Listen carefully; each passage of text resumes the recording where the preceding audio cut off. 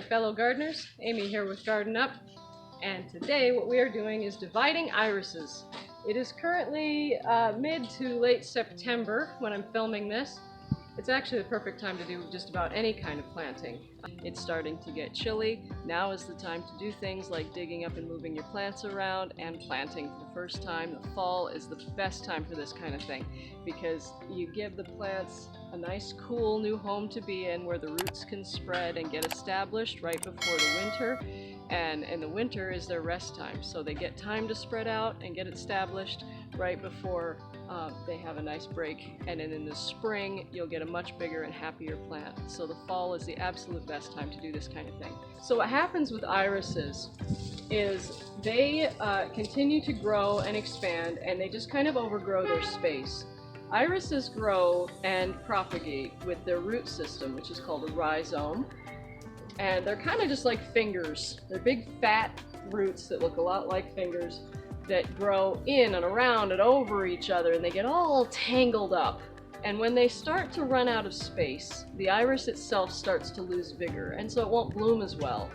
So every 5 to 10 years or so is when I do it. You should probably dig up and divide your irises. Alright, so some stuff to know when you do divide your irises: they may not bloom next year, and that is because they are reestablishing themselves and they may not have the energy yet to bloom again.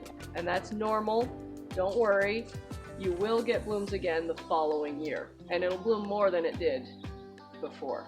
The other great thing about dividing irises is you'll have so many more to give away and share with family and stuff. And irises are one of those things that you can just send them anywhere, and as long as they get sunshine and enough water in the spring, they'll grow just fine.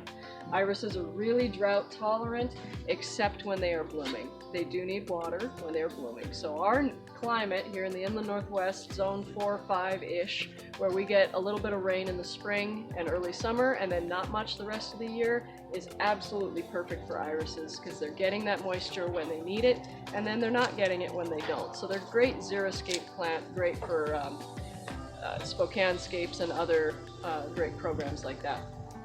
So without further ado, what we're going to do is come in with our shovel, dig underneath, and dig these up, and then take them apart. We're going to weed the area out. So what we have going on here are irises that have been planted for who knows how long, 10 years, maybe more, and they're losing their vigor. Okay, so they're not as big as they could be. These are bearded irises that usually the leaves are usually this tall. The flowers are usually, 2 to 3 feet high, and they're big and they're just packed. But these, they had a few flowers, but it just wasn't that impressive, and it hasn't been for a couple of years. So what we're doing today is dividing them. So in this particular bed, we have 3 different varieties of irises. What I had this client do was when they bloomed, she put tags on them. There's some bread tags, like just the kinds you get at the bulk bin at the grocery store. Just write the color on. We determined that this corner is a purple and white, and then we have a yellow, and we have a peachy orange over here. And so what we're going to do is when we divide them, we're going to separate them into piles of what we think each one is. And that way we can put some of each back in here. We're going to put some in some other parts of her yard, and then she's going to give some away to her friends and family so that they all have these irises. This particular one is a heritage variety that she got from another family member. She's had them here for years, and it's kind of a reminder of that family member after she passed. So we definitely want to keep these alive and in good condition. And she wants to give them to the rest of the family in the same room. And for this particular spot, where I've got grass growing in here too, I'm going to actually dig the soil out and sift the roots of the grass. And then I'm going to try putting cardboard down. We're going to go down about 6 to 8 inches, dig up all the soil, sift out the roots, put some cardboard down, and then put that clean soil back on top. And that will hopefully keep the grass out of the iris, because once you get grass in a grass, these are both monocots, it's almost impossible to get them out from each other. Especially, you can't do it chemically because there's no chemical herbicide that'll kill one monocot in another monocot. It doesn't work that way. If you spray your grass with Grass Be Gone, you kill your irises too. So the only way to get grass out of iris is by hand, and that's the other reason we're dividing these this year, is because they're so taken over by the grass and the weeds and the other things. The other problem we're going to have in this bed that we're going to run into that's all kinds of fun and special. It's right down in there. Rock mulch. Oh boy, rocks, rocks, rocks. Let me count the ways that I hate rock mulch. Anyway, whatever, that's what we've got. So we have to get the rocks out, then dig, then put stuff back in, then put the rock back. So the rock is probably going to be the most challenging, tedious, and time-consuming part of this project, because we've got to get that out before we can even put a shovel in the ground. But normally all you would need to divide iris is a shovel, and that's really about it. So we'll get started on that, and then I'll show you how to replant after we're done.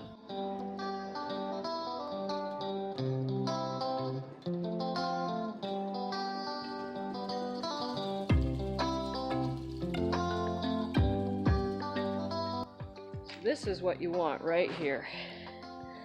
You've got your greenery, you've got your big old fat healthy rhizome. This is nice and firm. If it's soft, it's probably rotting and dying, so you might as well just throw those away. And you've got a whole bunch of healthy roots right there. So this is a fabulous, fabulous specimen of these irises. And you'll get a whole bunch of these, and they'll just all be tangled in together, and it's a big mess. So we're going to dig all these up and then put them back, put a few of them back, save some for some friends, etc.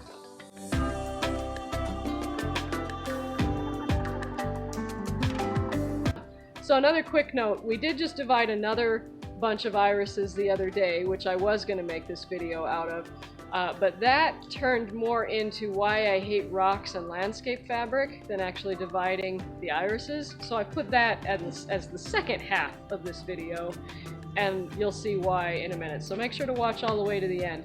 Remember that if you do like the video and you learned something new, make sure to hit the like button. If you haven't already, please subscribe and ring the bell to turn on notifications. I post every Friday for Flower Friday. I've been posting every Wednesday for Weed Wednesday. Coming soon will be Tool Tuesday, where I review a tool and show you all the different tools that we use every day. So if you haven't already, please subscribe so you don't miss any of that.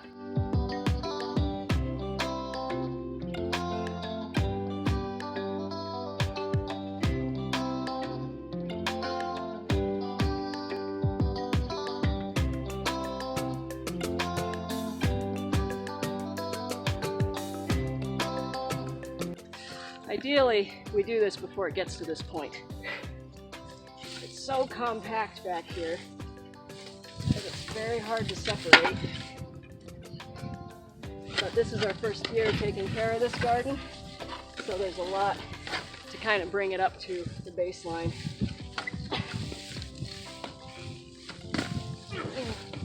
Oh, there we go. Pop, pop, pop.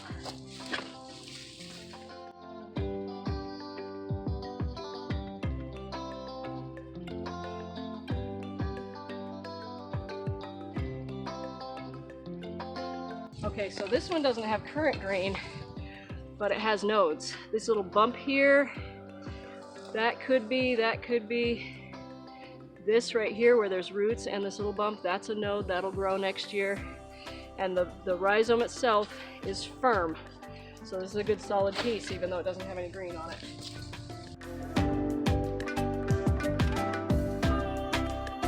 Nice! Oh, woo! There we go. Yes! Woo!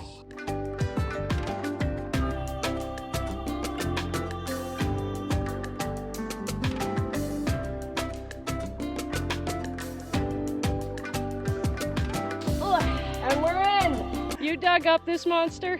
Yeah. One piece, eh? Yep. Well done. And you didn't sever the invisible fence? No. Good job. Yeah, by the way, there's an invisible fence there. You're going to take all the irises out. Do dig it. Like, dig down and get all those roots out, because there was the Canada thistle in here and the grass and everything else. So dig and sift all those roots as much as you can. And then we're just going to take some of the iris. You have to break them into pieces. You can't put this big chunk back in, right? You know that. I'm making sure they know that.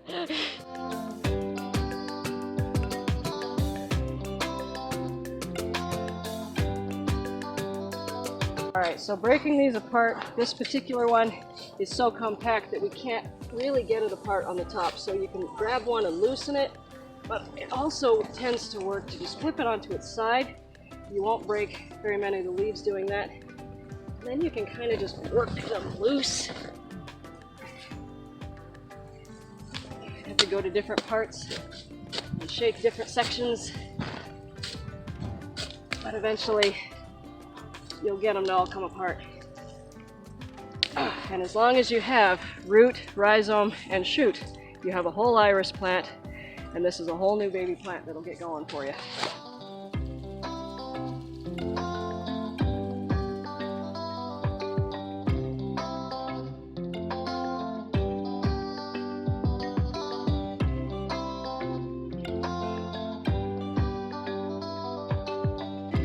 So this team over here won. They dug up their section first. Okay, so it's time to plant over here. Now, we have thoroughly dug this area to get as many of the weed roots out as we can. We're never going to get all of them. There's another one. But we do our best. I always like to plant with a little bit of bone meal. It's a really nice fertilizer for irises and bulbs and other rhizomes and tuberous type plants. They really like bone meal, so I plant with that. And then this soil we noticed when we were weeding is just, it's clay. It's really thick. It's got a little bit of sand and loam in it, but I mean, that's clay. And irises do not like heavy soil like this. They want drainage. So I wasn't expecting this. I didn't bring very much, but we had a little bit of planting compost on us. So we're gonna take what we have, spread it out, mix it in a little bit. So I'm gonna start by doing that in the planting area. And do as much as we can. And we'll probably add more when we come back. We'll just use the shuffle hoe to till that in a little bit. Okay. It's already a little bit softer. If I had known this, I would have brought probably 2 bags of compost for this area to really fluff it up, because this is just really thick. Then we take our bone meal, and I just kind of sprinkle it in like this. Stay real close to the ground. It's real breezy today. You don't want it to drift. So we're going to be putting irises in all around this area. And then we'll shuffle hoe that in.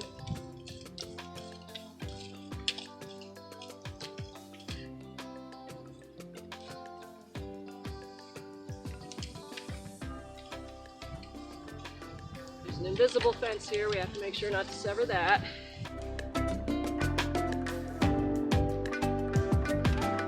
Now, planting irises. Irises do not like to be dug very deep, okay? So irises, what we're gonna do, we'll grab a rhizome, clean it out, make sure all the weeds are gone. We do not want to put more grass in when we just finally got it all out. So clean it all out. And again, you want to make sure you have the root, the rhizome, and the top. And the other thing you can do when you're planting is snip off the top. It's not really needed. Okay, so these scissors go up, 6 to 8 inches on an iris this size. Wow, this one's thick.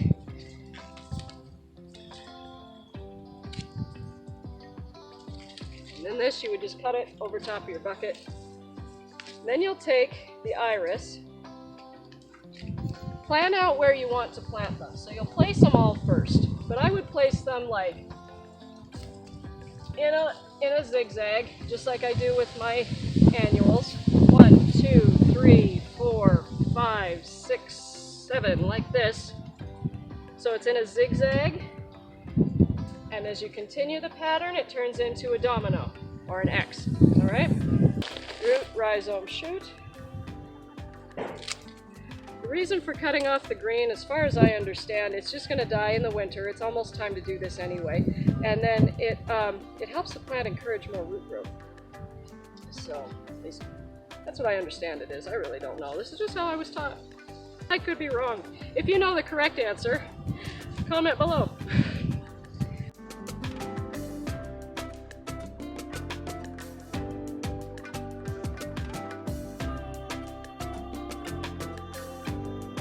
So here we have zigzags. You can see how they're each about 6 or 7 inches apart. There, there, there. Here, this one's a little bit far away. There, there, there. So the spacing is the same. There, there. This gives them plenty of room to grow and get bigger for many more years, but fills in the space so it looks nice and full. You can put them closer too, but you'll just have to divide them again sooner. To plant irises, you don't put them very deep. You only want the soil to just barely cover the rhizome. So you dig a hole, you put these roots in the hole, and then I like to hold it where the surface would be, so it's level with the soil. Make sure you have soil tucked in underneath. And then just a little coverage on top, but you want that root wants to breathe.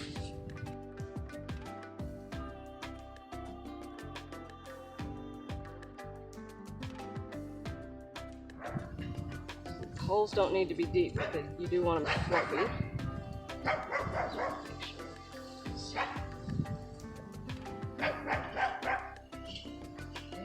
These roots all want to be underground, but this one does not.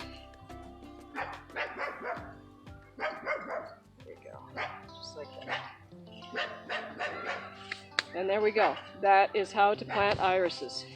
We're going to go do this whole section, do the other section. We'll take some after pictures, and then we'll see how it comes back in next year. So I'm seeing quite a few funnel webs in here. Most of them look like their inhabitants are probably gone. So even I am wearing gloves for this. And plus moving rocks is just unpleasant and uncomfortable on your bare hands, so again, I'm wearing gloves. Okay, so this is supposed to be a video about how to divide irises, but this is turning into a video about how much we hate rock and landscape fabric. In this case, landscape plastic, which is even worse than landscape fabric. But it looks like somebody put plastic down and then put rock mulch on top of it, which now, of course, the rocks are mixed in with all the dirt. The plastic is starting to disintegrate, but only enough to fall apart, not actually enough to, like, just pull out.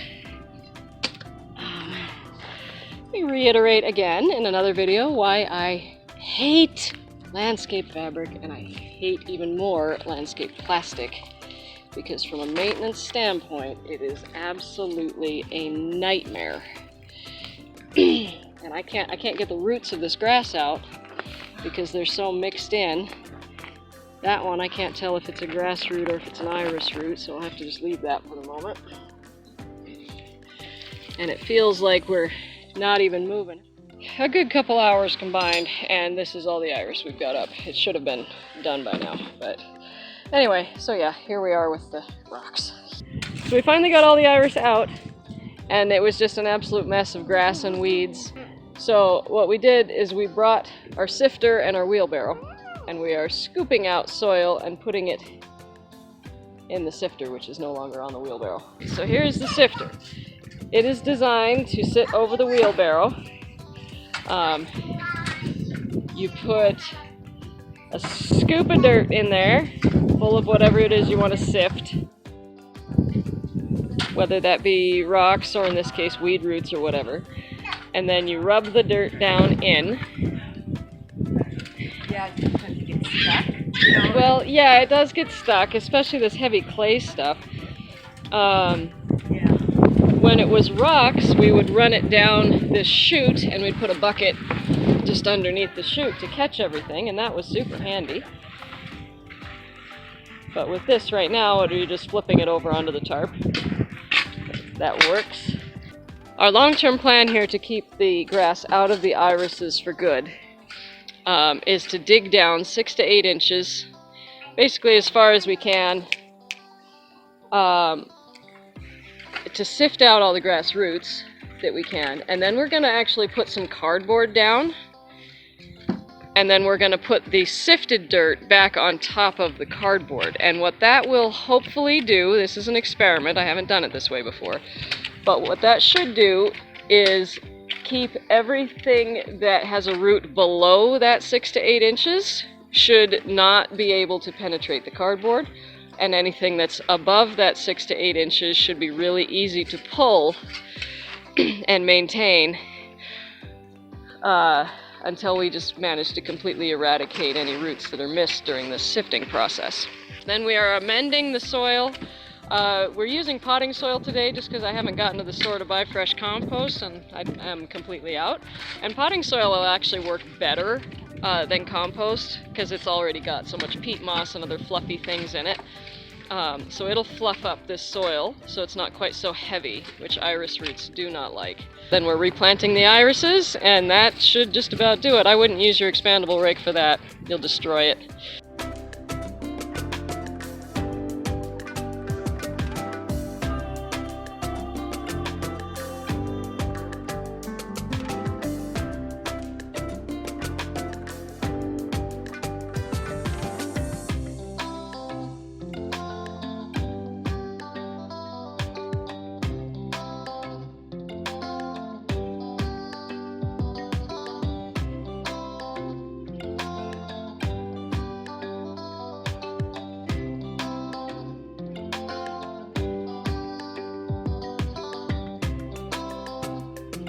That's it for this video. So if you liked it, please remember to hit the like button. If you haven't already subscribed, please do that. And you guys have a great day. I will see you in the garden.